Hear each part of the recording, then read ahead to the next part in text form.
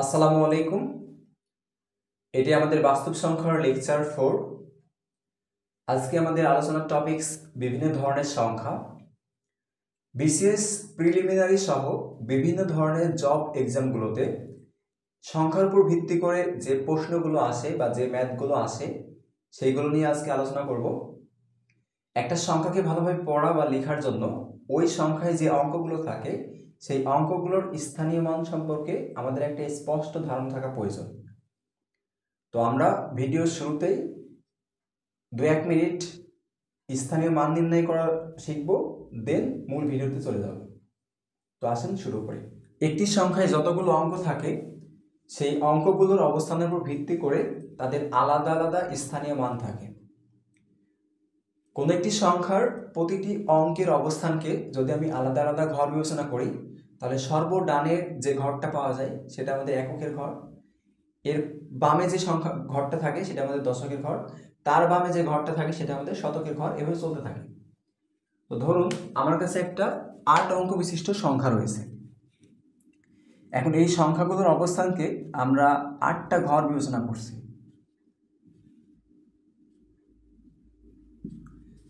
তাহলে আমাদের সর্বডানে যে ঘরটা থাকবে সেই ঘরটা হচ্ছে আমাদের এককের ঘর,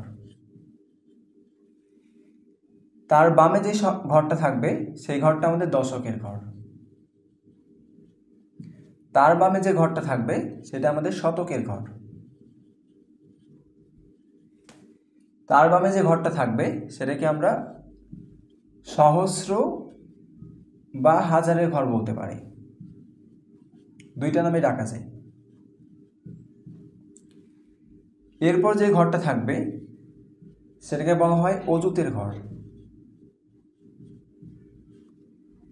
এরপরে যে ঘরটা সেই ঘরটাকে বলা হয় লক্ষের ঘর, লক্ষ। এর বামে যে ঘরটা থাকে সেটাকে আমরা বলি নিযুতের ঘর।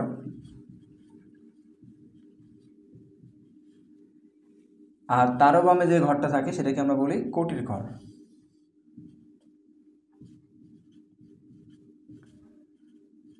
তো আমরা যে সংখ্যাটা বিবেচনা করছিলাম 8 অঙ্কের যে সংখ্যাটা, তো ধরলাম সেই অঙ্কগুলো হচ্ছে এ, বি, সি, ডি, ই, এফ, জি, এইচ। তো দেখেন এইচ যেহেতু এককের ঘরে আছে, তাহলে আমি যদি এইচ এর স্থানীয় মান নির্ণয় করতে চাই তাহলে আমরা এখন কি চাচ্ছি? স্থানীয় মান নির্ণয় করতে। স্থানীয় মান নির্ণয়। তাহলে এইচ এর স্থানীয় মান কত হবে? এইচ এককের ঘরে থাকায় এইচ এর সাথে কি হবে? 1 গুণ হবে। যদি জি এর স্থানীয় মান নির্ণয় করতে চাই তাহলে জি যেহেতু দশকের ঘরে আছে তার সাথে 10 গুণ করতে হয়। এফ এর স্থানীয় মান নির্ণয় করতে গেলে এফ শতকের ঘরে থাকায় তার সাথে 100 গুণ করতে হয়। ই এর স্থানীয় মান নির্ণয় করতে গেলে ই যেহেতু আমাদের হাজারের ঘরে আছে তার সাথে 1000 গুণ করতে হয়। এরপর যদি আমরা ডি এর স্থানীয় মান নির্ণয় করতে চাই তাহলে ডি এর সাথে ডি অযুতের ঘরে থাকায় আমাদের ডিকে 10,000 দিয়ে গুণ করতে হবে।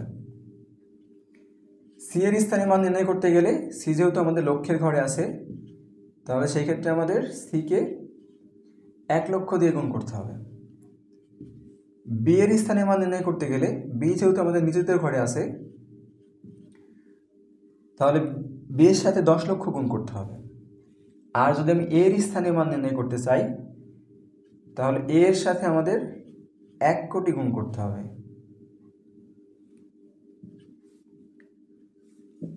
তাহলে দেখেন এই যে স্থানীয় মানগুলো আমি কি পাবো? 1 এইচ গুণন 1, তার মানে আমি এখানে লিখতে পারবো এইচ, এটাকে লিখতে পারবো 10G। শতকের ঘরে যে এফ ছিল তাকে আমরা লিখতে পারবো 100F। হাজারের ঘরে যে এ ছিল সেটাকে আমরা লিখতে পারবো 1000E। এরপর এটাকে আমরা লিখতে পারবো 10,000ARD।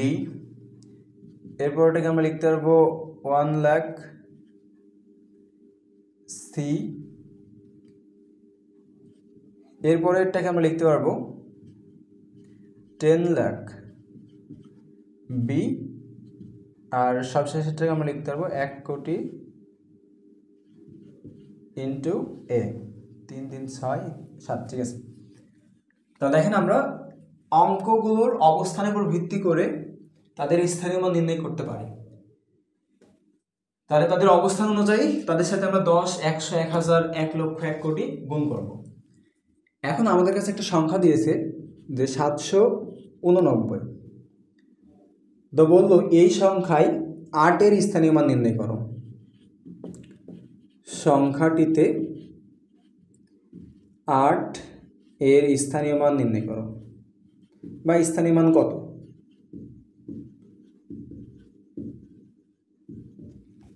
দেখেন আমরা যদি প্রথমকার ঘরটা, যেহেতু আমাদের সর্বডানের ঘরটা হয় এককের ঘর, এরপরটা হয় দশকের ঘর, তাহলে যে দশকের ঘরে যেহেতু 8 রয়েছে, তাহলে আমরা কি করব, 8-এর সাথে 10 গুণ করব।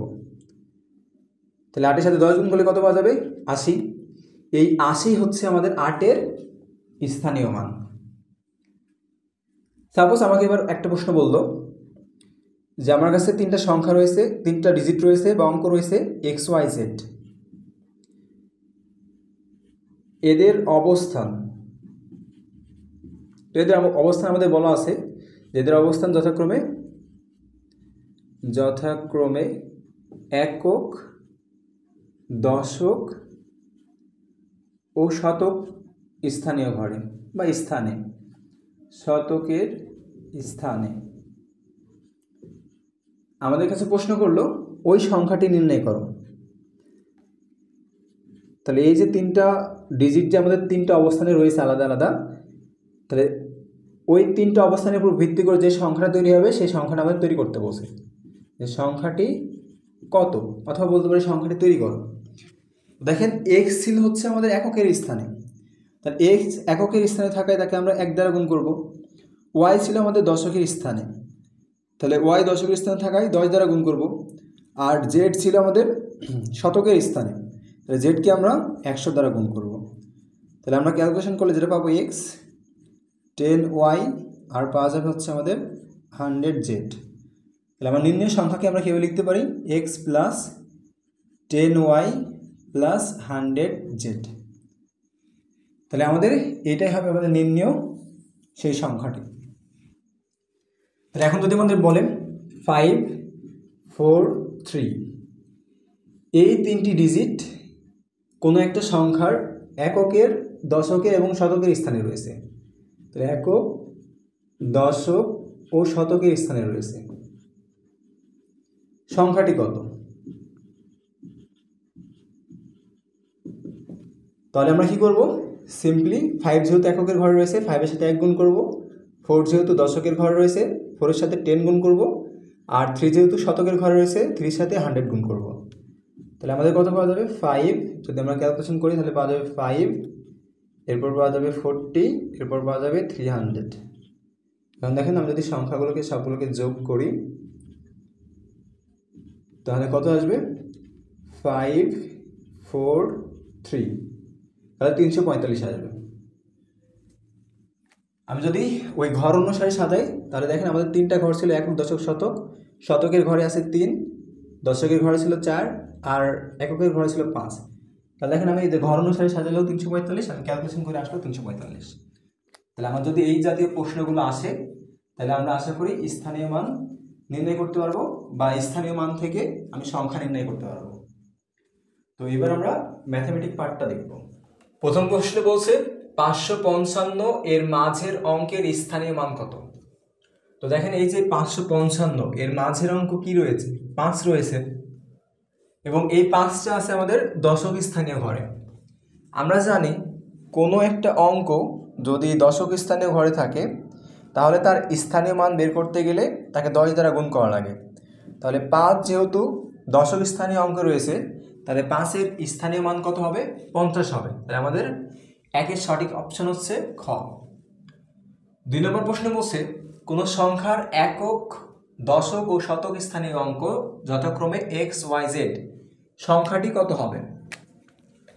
তাহলে আমার কাছে 3টা অঙ্ক রয়েছে, যেখানে x রয়েছে আমাদের একক স্থানীয় ঘরে, y রয়েছে দশক স্থানীয় ঘরে, আর z রয়েছে শতক স্থানীয় ঘরে। আমরা কি জানি একক স্থানীয় ঘরে কোনো অঙ্ক থাকলে তাকে 1 দ্বারা গুণ করতে হয়, দশক স্থানীয় ঘরে কোনো অঙ্ক থাকলে 10 দ্বারা গুণ করতে হয়, আর শতক স্থানীয় ঘরে কোনো অঙ্ক থাকলে 100 দ্বারা গুণ করতে হয়। তাহলে এখান থেকে কী পাওয়া যাবে, এক্স পাওয়া যাবে, এখান থেকে পাওয়া যাবে 10y, আর এখান থেকে পাওয়া যাবে 100z। তাহলে আমাদের সংখ্যাটা কী হবে, সংখ্যাটা হবে x plus 10y plus 100z। আমি চাইলে এটাকে এভাবে লিখতে পারি, 100z plus 10y plus x. তো দেখেন আমাদের 2 নম্বর অপশনের যেগুলো দেওয়া আছে তার মধ্যে সঠিক অপশন হচ্ছে আমাদের গ। 3 নম্বর প্রশ্ন বলছে 0, 1, 2, 3 এই 4টি অঙ্ক দ্বারা গঠিত বৃহত্তম ও ক্ষুদ্রতম সংখ্যার মধ্যে পার্থক্য কত হবে। তাহলে এখানে আমাদের 4টা অঙ্ক দিয়েছে, 4টা অঙ্ক দিয়ে একবার বৃহত্তম সংখ্যা আর একবার ক্ষুদ্রতম সংখ্যা বের করতে বলছে। 4 অঙ্ক বিশিষ্ট বৃহত্তম সংখ্যা যদি তৈরি করতে চাই তাহলে আমাদের সবার বামে সবচেয়ে বড় অঙ্কটাকে রাখা লাগে। তো দেখেন এই 4টার মধ্যে সবচেয়ে বড় অঙ্ক কি, 3। তাহলে 3 প্রথমে রাখবো, এরপরে পর্যায়ক্রমে ছোট হইতে থাকবে 2, 1, 0। তাহলে এটা কি আমাদের এই 4 অঙ্ক বিশিষ্ট সবচেয়ে বড় সংখ্যা। এখন আমি যদি 4 অঙ্ক বিশিষ্ট ক্ষুদ্রতম বা ছোট সংখ্যা নির্ণয় করতে চাই তাহলে প্রথমে কী বসাইতে হবে, এই 4টা অঙ্কের মধ্যে সবচেয়ে ছোট বসাইতে হবে। তাহলে সবচেয়ে ছোট কত, 0, এরপর 1, এরপর 2, এরপর 3। কিন্তু দেখেন আমাদের এটা 4 অঙ্ক বিশিষ্ট সংখ্যা হয় নাই, কারণ আমাদের যদি বামে 0 থাকে সেই 0 থাকাও যে কথা, না থাকাও সে একই কথা। তাহলে আমাদের অ্যাকচুয়ালি কয় অঙ্ক বিশিষ্ট সংখ্যা তৈরি হয়েছে, 3 অঙ্ক বিশিষ্ট, কিন্তু আমাদের বলছে কত অঙ্ক বিশিষ্ট, 4 অঙ্ক বিশিষ্ট। তাহলে আমাদের 4 অঙ্ক বিশিষ্ট ক্ষুদ্রতম সংখ্যা কীভাবে বের করতে হবে, যদি 0 থাকে, তাহলে যদি 0 থাকে ফার্স্টে আমরা কী করব, 0 বাদে বাকি যে অঙ্কগুলো আছে সেই অঙ্কগুলোর মধ্যে থেকে ছোট অঙ্ক বাছাই করে সর্ববামে বসাবো। তা দেখেন 0 বাদে এখানে বাকি যে 3টা অঙ্ক আছে এর মধ্যে 3টা অঙ্কের মধ্যে সবচেয়ে ছোট অঙ্ককে 1, তাহলে এই 1টা প্রথমে বসবে, এরপর 0 বসাইতে হয়, তাহলে এরপর 0 বসাইলাম, আর বাকি যে 2টা ঘর আছে সেই 2টা ঘরে ছোট থেকে বড় সাজাবো। তাহলে সবচেয়ে এই 2টার মধ্যে ছোট কে ছিল 2, তারপরে হচ্ছে 3। তাহলে এটা হচ্ছে আমাদের 4 অঙ্ক বিশিষ্ট, এই 4 অঙ্ক বিশিষ্ট ক্ষুদ্রতম সংখ্যা, আর এটা হচ্ছে আমাদের 4 অঙ্ক বিশিষ্ট বৃহত্তম সংখ্যা। এখন এই দুটা বিয়োগ করতে বলছে আমাদের, পার্থক্য নির্ণয় করা মানে কি, বিয়োগ করা। তাহলে বিয়োগ করলে কত আসবে, 7, 3 এখানে আসবে হচ্ছে 8, এখানে আসবে 1, আর এখানে আসবে 2। তাহলে দেখেন আমাদের আসছে 2187। তাহলে আমাদের ঘ নম্বর অপশন সঠিক। 4 নম্বর প্রশ্ন বলছে 0, 1, 2, 3, 4 5টি অঙ্ক দ্বারা গঠিত 5 অঙ্কের বৃহত্তম ও ক্ষুদ্রতম সংখ্যার যোগফল কোনটি। এবার আমাদের 5টি অঙ্ক দিয়েছে, তাহলে 5 অঙ্ক বিশিষ্ট যদি আমি সংখ্যা তৈরি করতে চাই তাহলে সর্ববামে কী করতে হবে, বৃহত্তম সংখ্যা তৈরি করতে গেলে সবচেয়ে বড় সংখ্যাটা নেওয়া লাগবে। তাহলে 4, তারপরে 3, 2, 1, 0। এবার যদি আমি ক্ষুদ্রতম সংখ্যা তৈরি করতে চাই তাহলে সবার বামে, যেহেতু আমাদের এখানে 0 রয়েছে, এই 5টা অঙ্কের মধ্যে আমাদের কি রয়েছে, 0 রয়েছে, তাহলে 0 বাদে বাকি যে অঙ্কগুলো থাকবে তার মধ্যে থেকে সবচেয়ে ছোট অঙ্কটা নিতে হবে। তাহলে এখানে সবচেয়ে ছোট অঙ্ককে 1 বসালাম, তারপরে 0 বসাবো, আর বাকিগুলো ছোটোর থেকে বড় সাজাবো, 2, 3, 4। এখন কি বলছে, 2টা যোগ করতে বলছে। তাহলে যোগ করলে কত আসবে, 4, 3 আর এখানে 4, আর এখানে আসবে 4, এখানে থাকবে 3, আর এখানে থাকবে 5। তাহলে দেখেন 53,444 আসছে। 53,444 আমাদের গ নম্বর অপশন সঠিক। 5 নম্বর প্রশ্ন বলছে 3 অঙ্কের বৃহত্তম ও ক্ষুদ্রতম সংখ্যার পার্থক্য কত। এখন দেখেন আমাদের অঙ্ক রয়েছে কয়টি, মোট রয়েছে অঙ্ক রয়েছে 10টি।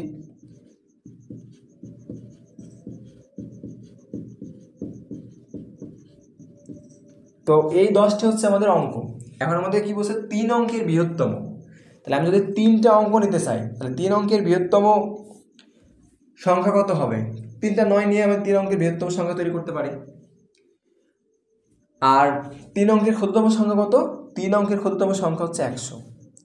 100 কেন হলো, কারো কারো মনে হইতে পারে 3 অঙ্কের ক্ষুদ্রতম সংখ্যা তো হচ্ছে এটা, প্রথমে 2টা শূন্য হবে, তারপর একটা 1 হবে, কিন্তু দেখেন বামে শূন্যর কোনো দাম নাই। তাহলে আলটিমেটলি আমাদের এই যে সংখ্যাটা আমরা লিখছিলাম, এই সংখ্যাটা অ্যাকচুয়ালি কয় অঙ্ক বিশিষ্ট, এই সংখ্যাটা অ্যাকচুয়ালি 1 অঙ্ক বিশিষ্ট।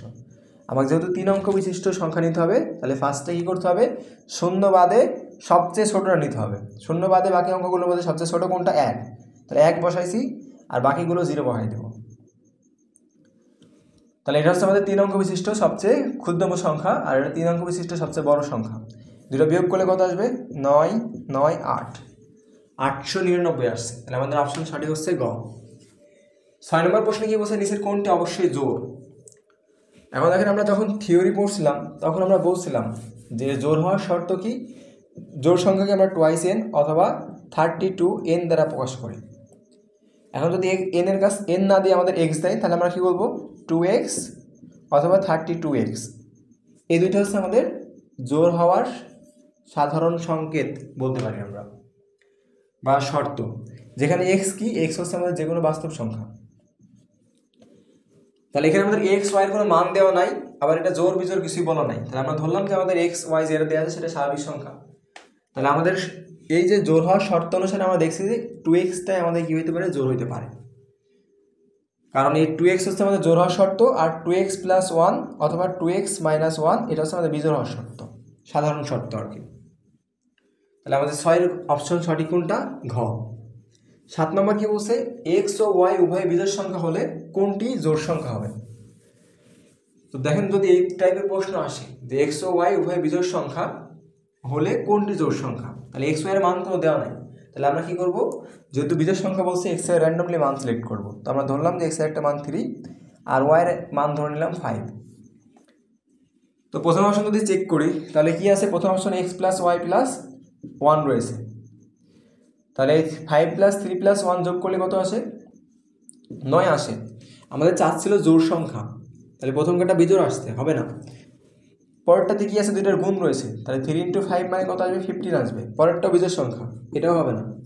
গ নম্বর চেক করলে 3 × 5 + 2 রয়েছে, 3 × 5 = 15, 2 17। তাহলে এটাও আমাদের কি? বিজোড় সংখ্যা, এটাও হবে না। লাস্টটা যদি চেক করি 3 + 5, 3 + 5 মানে কি? 8, 8 একটা জোড় সংখ্যা, তার মানে আমাদের ঘ নম্বর অপশন সঠিক। 8 নম্বর প্রশ্ন বলছে এ ও বি উভয় বিজোড় সংখ্যা, কোন সংখ্যাটি জোড়? তাহলে বলছে আমাদের এ ও বি দুটা সংখ্যা বা ডিজিট দিয়েছে, সেগুলো হচ্ছে কি? বিজোড়। এখন আমাদের বলছে যে তাহলে নিচের কোন অপশনটি জোড় হবে? তাহলে আমাদের এই 4টা অপশন থেকে জোড় খুঁজে বের করা লাগবে। তাহলে দেখেন, আমি এবারও ধরে নিব যে এ = ধরলাম 3 আর বি = ধরলাম 5। আপনার যা ইচ্ছা তাই ধরতে পারেন। প্রথম অপশন রয়েছে এ বি, এ × বি। তাহলে এ × বি করলে কত আসবে? 3 × 5, তার মানে আসবে 15, বিজোড় সংখ্যা, তার মানে প্রথম অপশন সঠিক না। এরপর রয়েছে a + 2a, তাহলে 3 + 2 × 3 + 2। তাহলে এটা যদি মান বের করি কত আসবে? 3 × 6 আর 2 8, 8 × 11। দেখেন 11 বিজোড় সংখ্যা, তার মানে আমাদের এই অপশনটাও হবে না। গ নম্বর বলছি a + b + 1, এর মান 3, b এর মান 5 আর দেওয়া আছে 1, 5 3 8 9। এটাও আমাদের বিজোড় সংখ্যা, এটাও হবে না। লাস্টের অপশন যদি চেক করি তাহলে আমাদের দেওয়া আছে 2a + 4b, 3 × 6 4 5 20, 26। দেখেন এটা 26 একটা জোড় সংখ্যা, তার মানে আমাদের অপশন কোনটা সঠিক হবে? ঘ। 9 নম্বর প্রশ্ন কি বলছে? যদি n একটি জোড় সংখ্যা হয় তবে নিচের কোনটি জোড় সংখ্যা হতে পারে? তাহলে আমাদের n একটা জোড় সংখ্যা, আমরা ধরলাম n এর মান হচ্ছে আমাদের 4। তাহলে প্রথম অপশন যদি চেক করি n² দেওয়া আছে, তাহলে 4 এর উপর স্কোয়ার দিলে কত আসে? 16। আমার চাইছে হচ্ছে কোনটি জোড় সংখ্যা হতে পারে না, তাহলে এটা আমাদের জোড় সংখ্যা আসছে, তার মানে এটা আমাদের অপশন হবে না। এরপরটা কি দেওয়া আছে? 3 × n + 1 + 3 দেওয়া আছে। n এর মান আমরা কত ধরছি? 4। তাহলে 4 + 1 × হচ্ছে 3 প্লাস হচ্ছে 3, 4 এর 5, 3 × 5 = 15, 3 18। তাহলে এখানে আমাদের জোড় সংখ্যা আসছে, এটাও হবে না। গ নম্বর যদি চেক করি তাহলে আমাদের দেওয়া আছে কত? 2n + 2, এর মান আমরা 4 ধরছিলাম, তাহলে 2 × 4 + 2, তার মানে 10। এটা জোড় সংখ্যা আসছে, এটা আমাদের হবে না। লাস্টটা যদি চেক করি 2n + 3, তাহলে n এর মান 4, 4 × 8 = 11, তাহলে আমাদের লাস্টের অপশন সঠিক। 10 নম্বর বলছে যদি n একটি জোড় সংখ্যা হয় তবে নিচের কোনটি জোড় সংখ্যা হতে পারে না? সেম প্রশ্ন, বলেন 10 নম্বর অ্যান্সার কোনটা হবে? তো আমরা কি করবো? আমরা বলছিলাম যদি এরকম কিছু থাকে তাহলে আগে ধরে নেব যে n জোড় সংখ্যা, n কি বলছে? একটা জোড় সংখ্যা বলছে, তাহলে আমরা n = 2 ধরে নিলাম। তাহলে প্রথম অপশন যদি চেক করি n এর উপর স্কোয়ার মানে 4 আসবে, একটা জোড় সংখ্যা, প্রথম অপশন হবে না। দ্বিতীয় অপশন যদি চেক করি 5 × 2 + 1, 2 + 1 মানে কি? 3, 3 সাথে 5 গুণ করলে কত আসে? 3 × 5 = 15। তো দেখেন এটা আমাদের বিজোড় সংখ্যা, তার মানে আমাদের এই খ নম্বর অপশনই সঠিক। বাকিগুলো চাইলে চেক করতে পারেন যে 2n + 2 রয়েছে, তাহলে 2 × 2 + 2 তার মানে 6 আসবে। লাস্টে চেক করলে 7 × 2 + 1 রয়েছে, 7 × 14 আর 15 রয়েছে। এটা মিস্টেক আছে, এটা 2 হবে।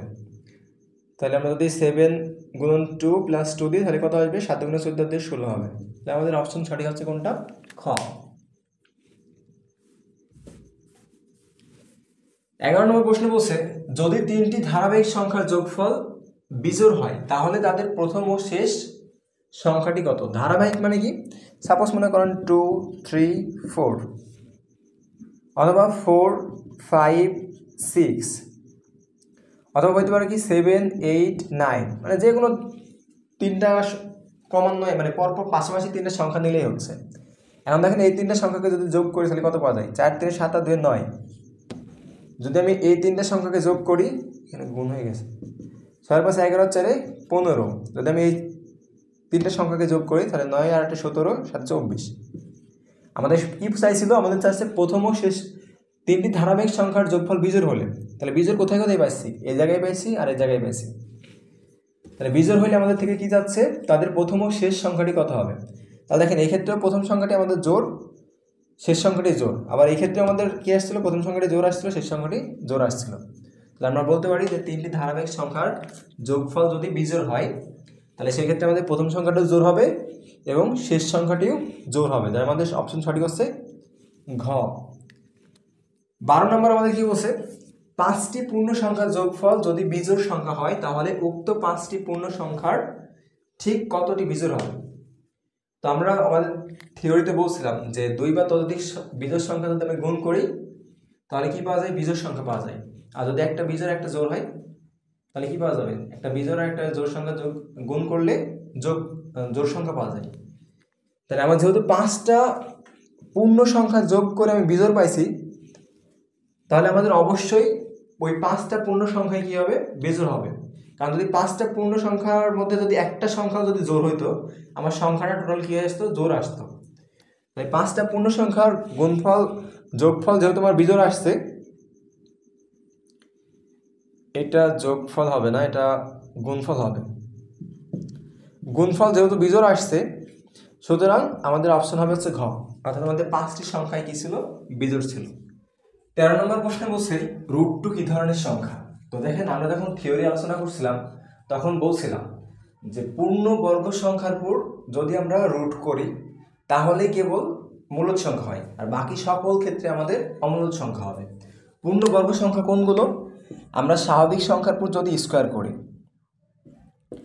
তাহলে সেগুলো কি হয়? পূর্ণ বর্গ সংখ্যা হয়। যেমন দেখেন আমি যদি 1 এর পুরো স্কোয়ার করে 1 আসে, 2 এর পুরো স্কোয়ার করলে 4 আসে, 3 এর পুরো স্কোয়ার করলে 9 আসে, 4 এর পুরো স্কোয়ার করলে 16 আসে, 5 এর পুরো স্কোয়ার করলে 25 আসে, এভাবে চলতেই থাকবে। তাহলে এই সংখ্যাগুলোকে 1, 4, 9, 16, 25 এগুলোকে বলা হয় পূর্ণবর্গ সংখ্যা। আর এগুলোর উপর যদি আমরা রুট করি তাহলে সেটা কি হবে? মূলদ সংখ্যা হবে। এগুলো সবগুলোই মূলদ সংখ্যা হবে, কারণ কি এগুলোর মান কি আসবে? পূর্ণ সংখ্যা আসে। আর যদি আমাদের 1 আর 4 এই দুটা পূর্ণবর্গ সংখ্যা, এর মাঝে কি কি আছে? 2 আর 3 রয়েছে। আমি যদি 2 এর পুর বা 3 এর পুর রুট করি তাহলে এগুলো সব অমূলদ সংখ্যা হবে।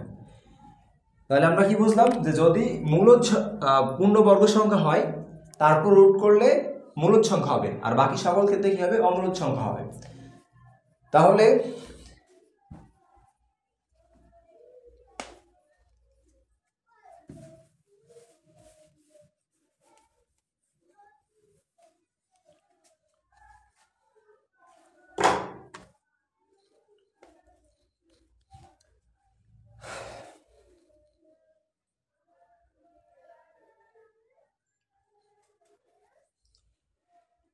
তেরো নম্বর প্রশ্নে বলা হচ্ছে √2 কি ধরনের সংখ্যা?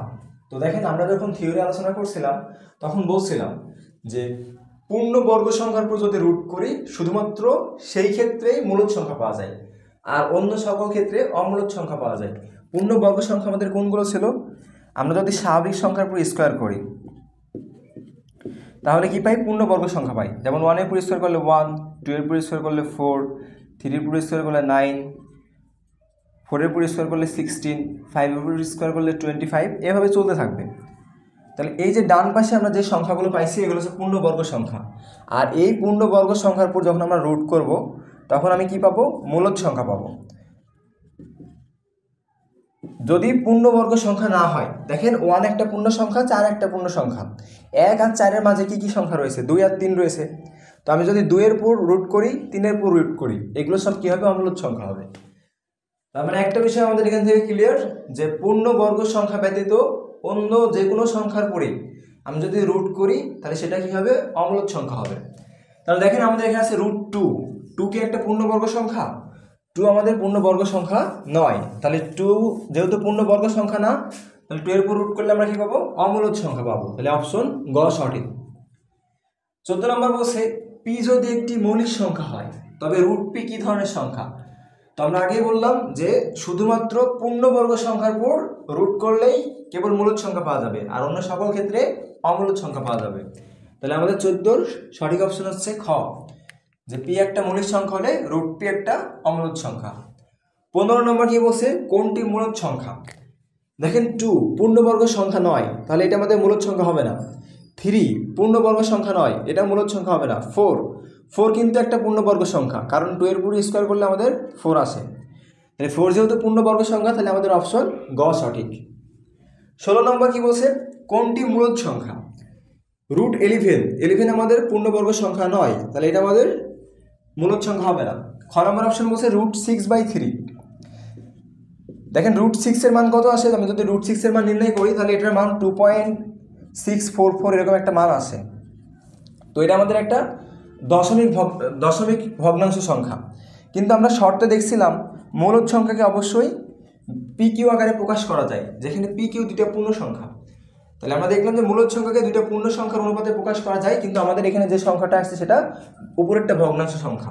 তাহলে যেহেতু ভগ্নাংশ সংখ্যা আসছে, সুতরাং আমার এটা মূলদ সংখ্যা হবে না। গ নম্বর দিয়ে আছে আমাদের √8/7।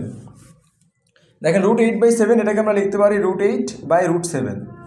এখন √8 এটাও আমাদের একটা ভগ্নাংশ সংখ্যা, √7 এটা আমাদের ভগ্নাংশ সংখ্যা। আমরা যদি ক্যালকুলেটরে নির্ণয় করতে চাই তাহলে √8 এর মান আসে হচ্ছে 2.828, তারপরে চলতেই আছে। আর যদি √7 এর মান নির্ণয় করি তাহলে মান আসে হচ্ছে 2.645 চলতে আছে। তাহলে এই যে আমাদের দুইটা সংখ্যা, এই দুটো সংখ্যা কি আসছে, ভগ্নাংশ সংখ্যা আসছে, কিন্তু আমাদের শর্তে কি বলা ছিল, মূলদ সংখ্যা হলে অবশ্যই তাকে p/q আকারে থাকতে হবে, যেখানে PQ পূর্ণ সংখ্যা। তাহলে প্রয়োজন ছিল পূর্ণ সংখ্যা, কিন্তু এখানে আছে কি, ভগ্নাংশ সংখ্যা। সুতরাং গ নম্বর আমাদের অপশন সঠিক না। যদি ঘ নম্বরে দেখি, ঘ নম্বর আমাদের দেওয়া আছে √27/√48। তো দেখেন এটাকে আমি এভাবে লিখতে পারি √9 × 3, 3 × 27, আর নিচেরটাকে লিখতে পারি 16 × 3। এরপরের লাইনে আমি চাইলে এভাবে লিখতে পারি √9 × √3, আর নিচেরটাকে লিখা যায় √16 × √3। √3 বাদ চলে যায়, তাহলে উপরে থাকে √9 আর নিচে থাকে √16। দেখেন √9 একটা পূর্ণবর্গ সংখ্যা, এটা হচ্ছে 3 হয়, আর 16 একটা পূর্ণবর্গ সংখ্যা, বর্গমূল করলে 4 আসে, তাহলে 3/4 আসছে ফাইনালি। 3/4, 3ও একটা পূর্ণ সংখ্যা, 4ও একটা পূর্ণ সংখ্যা। তাহলে আমাদের যেহেতু দুইটা এই √27/√48কে আমরা দুইটা পূর্ণ সংখ্যার অনুপাতে প্রকাশ করতে পারছি, সুতরাং ঘ নম্বর আমাদের সঠিক অপশন। ঘ নম্বরটা কি, মূলদ সংখ্যা। 17 নম্বর বলছে নিচের কোনটি মূলদ সংখ্যা হবে? এখন দেখেন মূলদ সংখ্যা কোনটি হবে, প্রথমটায় অপশন দেওয়া আছে 0.4, এরপর পুনঃপুনিক দিয়ে রাখছে বা আবৃত চিহ্ন দিয়ে রাখছে। আমরা জানি আবৃত অসীম দশমিক ভগ্নাংশ আমাদের মূলদ সংখ্যা হয়, তার মানে আমাদের ক নম্বর সঠিক আছে। খ নম্বর বলছে √9। দেখেন √9 একটা পূর্ণবর্গ সংখ্যা, তো পূর্ণবর্গ সংখ্যার উপর যদি রুট দেওয়া হয় তাহলে সেটা কি হয়, মূলদ সংখ্যা হয়। এরপর বলছে 5.693, তো 5.693 এখানেও কি রয়েছে, আবৃত রয়েছে। তো যেহেতু আবৃত রয়েছে, সুতরাং এটাও কি হবে, মূলদ সংখ্যা হবে। তার মানে আমাদের অপশন ঘ সঠিক, যে ক, খ, গ তিনটে আমাদের মূলদ সংখ্যা। 18 নম্বর বলছে নিচের কোনটি অমূলদ সংখ্যা? ক নম্বর আমাদের দিয়ে রাখছে 1.1010। তো দেখেন আমি এই ক নম্বরটাকে এভাবে লিখতে পারি, 1.10 দিয়ে এই মাথার উপর আবৃত দিতে পারি। তাহলে যেহেতু ক নম্বরকে আমি আবৃত দশমিক ভগ্নাংশে প্রকাশ করতে পারছি, সুতরাং ক নম্বর আমাদের মূলদ সংখ্যা হবে। তার মানে এটা আমাদের সঠিক অপশন না। খ নম্বর চেক করলে আমাদের দেখা যাচ্ছে 1.101101। তাহলে আমাদের দেখা যাচ্ছে দশমিকের পরের সংখ্যাগুলোকে আমরা এভাবে আবৃত্ত দিয়ে লিখতে পারি, কারণ 101 সংখ্যাটা বারবার রিপিট হচ্ছে, আর যে সংখ্যাগুলো বারবার রিপিট হয় সেগুলোকে আমরা আবৃত্ত চিহ্ন দিয়ে লিখতে পারি। আর আবৃত্ত দিয়ে লিখতে পারলে সেটা কি হয়, সেটা মূলদ হয়ে যায়, কিন্তু আমার চাচ্ছে কি অমূলদ, তার মানে খ নম্বর অপশনও সঠিক না। গ নম্বর দেখেন, আমাদের গ নম্বরটাকে আমরা এভাবে লিখতে পারি 1.001, এরপর পুনঃপুনি দিতে পারি, কারণ যে 001 এই সংখ্যাটা বারবার রিপিট হচ্ছে। তাহলে যেহেতু পুনঃপুনি বা আবৃত্ত চিহ্ন দিতে পারছি, তাহলে আবৃত্ত দশমিক ভগ্নাংশ কি হয়, মূলদ হয়। আমার চাচ্ছে কি অমূলদ, তাহলে গ নম্বরও সঠিক না। লাস্ট অপশন ঘ। ঘ নম্বর দেখেন আমাদের কি আছে 1.10 100 10001 এরকমভাবে বাড়ছে আর কি। তা দেখা যাচ্ছে এই সংখ্যাটাকে কিন্তু আমি আর আবৃত্ত দিয়ে লিখতে পারবো না, কারণ আবৃত্তি হইতে গেলে আমার একই সংখ্যা রিপিট হইতে হয়, কিন্তু এখানে কি রয়েছে 10 রয়েছে প্রথমে, এরপর 100 রয়েছে, তারপর আবার 100 রয়েছে। তার মানে এখানে সংখ্যা এই শূন্য একটা একটা করে বেড়ে যাচ্ছে, এটা আমাদের আবৃত সংখ্যা নয়। তাহলে যেহেতু এটা আবৃত না, তাহলে আমাদের কি, এটা অনাবৃত অসীম দশমিক ভগ্নাংশ। আর অনাবৃত অসীম দশমিক ভগ্নাংশ কি হয়, এটা অমূলদ সংখ্যা হয়। তাহলে আমাদের অপশন ঘ সঠিক। 19 নম্বর বলছে কি একটি বৃত্তের পরিধি ও ব্যাসের অনুপাত কত। তো আমরা জানি আমাদের বৃত্তের পরিধি কত হয়, বৃত্তের পরিধি হয় 2πr, আর বৃত্তের ব্যাস কত হয়, বৃত্তের ব্যাস হচ্ছে r হয়, 2r হয়। তাহলে আমরা যদি উপর থেকে 2r আর নিচ থেকে 2r ক্যান্সেল করি, তাহলে শুধু থাকে কি পাই। তো পাই হচ্ছে আমাদের একটা অমূলদ সংখ্যা, কারণ কি পায়ের মান 3.1415 এভাবে চলতে থাকে অসীম পর্যন্ত। তাহলে এটা যেহেতু একটা অসীম অনাবৃত দশমিক ভগ্নাংশ, সুতরাং এটা একটা অমূলদ সংখ্যা।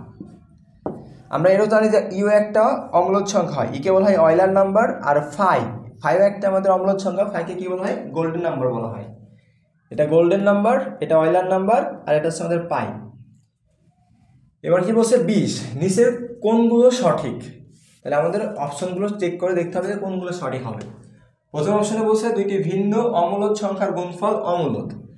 তো আমি র্যান্ডমলি দুটো অমূলদ সংখ্যা নিলাম, মনে করেন 2 ইন্টু নিলাম হচ্ছে 7, গুণ করলে কত হবে, এটাকে লেখা যায় 2 গুণন 7 মানে √14 লেখা যায়। √14 কিন্তু আমার একটা অমূলদ সংখ্যা। তাহলে দেখা যাচ্ছে দুইটা অমূলদ সংখ্যা গুণ করে আমি অমূলদ সংখ্যা পাইছি। আমি যদি এটা নিতাম √2 ইন্টু √8, তাহলে কি পাওয়া যাবে, 8 দুগুণে 16, তাহলে √16 পাওয়া যাবে। √16 একটা পূর্ণবর্গ সংখ্যা, এটাকে রুট করলে কত আসবে, 4 আসবে। তাহলে দেখেন আমি দুইটা অমূলদ সংখ্যা গুণ করে একটা অমূলদ সংখ্যা পাইছি, আবার দুইটা অমূলদ সংখ্যা গুণ করে একটা মূলদ সংখ্যা পাইছি। তাহলে দেখা যাচ্ছে দুইটা অমূলদ সংখ্যার গুণফলে মূলদ হইতে পারে, অমূলদ হইতে পারে, কিন্তু এখানে শুধু দেওয়া আছে কি অমূলদ হবে, তার মানে এই অপশনটা সঠিক নয়। তারপরে বলছে শূন্য একটি মূলদ সংখ্যা। তো আমরা জানি যে শূন্য একটা মূলদ সংখ্যা হয়, কারণ সকল ধনাত্মক, ঋণাত্মক এবং শূন্য সব সংখ্যাগুলি আমাদের কি হয়, মূলদ সংখ্যা হয়। শুধুমাত্র অসীম অনাবৃত দশমিক ভগ্নাংশ ব্যতীত আমরা যতগুলো সংখ্যা বা ভগ্নাংশ চিনি সবগুলোই আমাদের কি মূলদ হয়। তাহলে শূন্য একটি মূলদ সংখ্যা, এটা সঠিক অপশন। গ নম্বর কি বলছে, যে সকল পূর্ণ সংখ্যা পূর্ণবর্গ নয় সেগুলোর বর্গমূল অমূলদ সংখ্যা। তাহলে বলছে যে সকল পূর্ণ সংখ্যা বা যে সকল সংখ্যা পূর্ণবর্গ নয়, তাহলে বলছে পূর্ণবর্গ নয় এমন সংখ্যা হচ্ছে অমূলদ। দেখেন আমরা বলছিলাম প্রথমের দিকে যে পূর্ণবর্গ হইলে তারপর যদি আমি বর্গমূল করি বা রুট করি সেটা মূলদ সংখ্যা হয়, আর পূর্ণবর্গ সংখ্যা যদি না হয় তাহলে সেটা অমূলদ সংখ্যা হয়। তার মানে এখানে বলছে যে পূর্ণবর্গ সংখ্যা নয় এরূপ সংখ্যার উপর যদি আমি বর্গমূল করি তাহলে সেটা অমূলদ হয়, এটা সঠিক বলছে। তাহলে 3 নম্বর অপশন আমাদের সঠিক। তাহলে আমাদের অপশন কোনটা হবে, অপশন হবে হচ্ছে আমাদের খ, 2 ও 3। 21 নম্বর আমাদের বলছে √-8 √-2। তো এইটার সমাধান কত হবে আমাদের থেকে চাচ্ছে। তো দেখেন রুটের ভিতরে মাইনাস থাকলে সেটা আমাদের বাস্তব ক্যালকুলেশন দিয়ে আমরা সলভ করতে পারি না।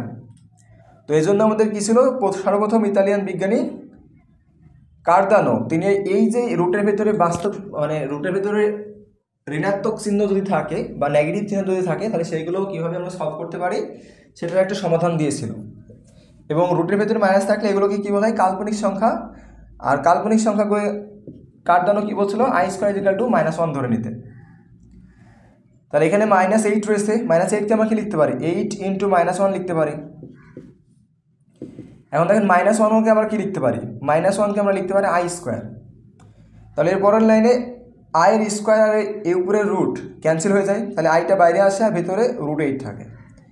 সিমিলারভাবে আমরা √-2 এটাকে কি লিখতে পারবো, √-2কে লিখতে পারবো -1 × 2, -1কে লেখা যায় I² × 2, তাহলে আমরা যদি আই স্কোয়ারকে রুটের বাইরে নিয়ে আসতে চাই তাহলে স্কোয়ার আর রুট কেটে যাবে, শুধু আই বাইরে আসবে আর থাকবে হচ্ছে √2। এখন দেখেন আমি যদি এই দুটো সংখ্যা গুণ করি তাহলে আই ইন্টু √8 আর কি দিয়ে আছে আই ইন্টু √2, তাহলে আই স্কোয়ার হয় আর √8 আর √2 গুণ করলে √16 হয়। এখন আই স্কোয়ারের মান আমরা জানি -1 আর √16 মান হচ্ছে আমাদের 4, তাহলে এখান থেকে আমরা কি লেখা যাই ফাইনালি -4 লেখা যায়। আমাদের গ নম্বর অপশন সঠিক। তো আজকে আমাদের এই পর্যন্তই। যদি কোনো সমস্যা থাকে আমাদের পেজে ফেসবুকে যেয়ে দুর্জয় কমপ্লিট স্টাডি লিখে সার্চ দিলে যে পেজ আসবে সেই পেজে হোয়াটসঅ্যাপ নাম্বার দিয়ে আছে, সেই হোয়াটসঅ্যাপ নাম্বারে আপনার সমস্যা জানাতে পারেন। তো আজকে এই পর্যন্তই, ধন্যবাদ।